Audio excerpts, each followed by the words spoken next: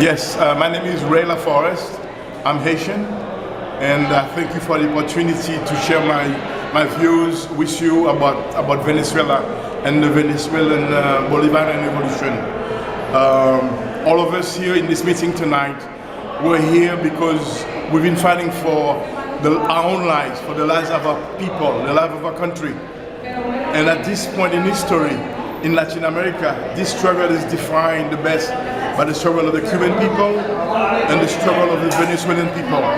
Of course, there are many others. All of our struggles are as valid as the others. Those are the what they call in French, the fer de lance, the metal at the tip of the lens. The reason they're going after Venezuela with such intensity, they're putting all the machinery, the military machine, the propaganda machine against Venezuela, is that Venezuela is a threat to them. Venezuela, particularly with the leadership of Chavez, has had the imagination, the commitment to put the resources of the whole country at the service of all the people of Latin America and of the world. I can tell you in Haiti right now, the petroleum that Haitians were consuming, they could afford it to cook and drive in their car because of the assistance of Venezuela. The amount of lies against Venezuela are countless.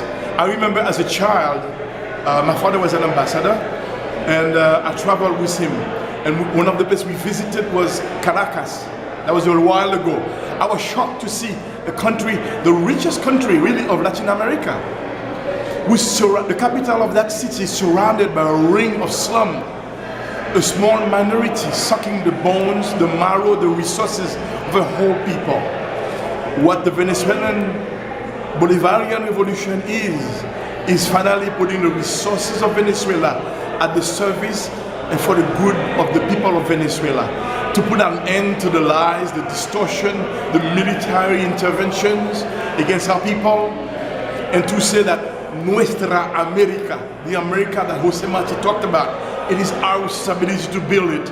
And one of the first steps is the Bolivarian revolution.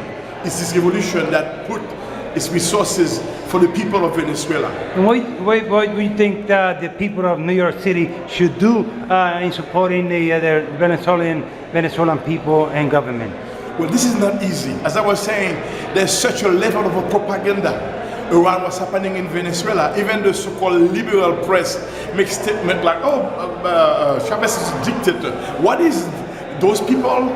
This guy there, Trump, was elected by a small group. They spend billions of dollars almost to make him president. He's the Democrat. This is nonsense. The duty of a democracy is to provide the basic services for those people. So our responsibility is to educate our own people into about what's going on in Venezuela.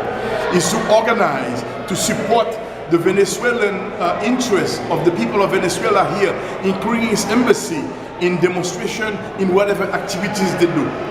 So what we can do is to remain informed, to stay in touch with organizations like the people like William Camacaro and the Bolivarian circles, and to understand truly that the success of Venezuela is our own success. That if Venezuela fails, our own struggle cannot succeed.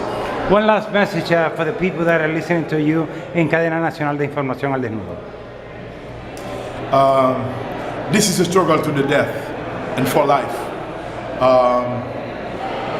It took Latin America 20, 50 years to get to where we are now.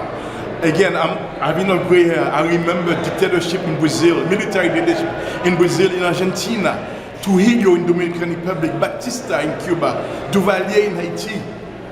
And now we have been given a chance. We have created for ourselves the space, because of the struggle of our people, the space to create structures.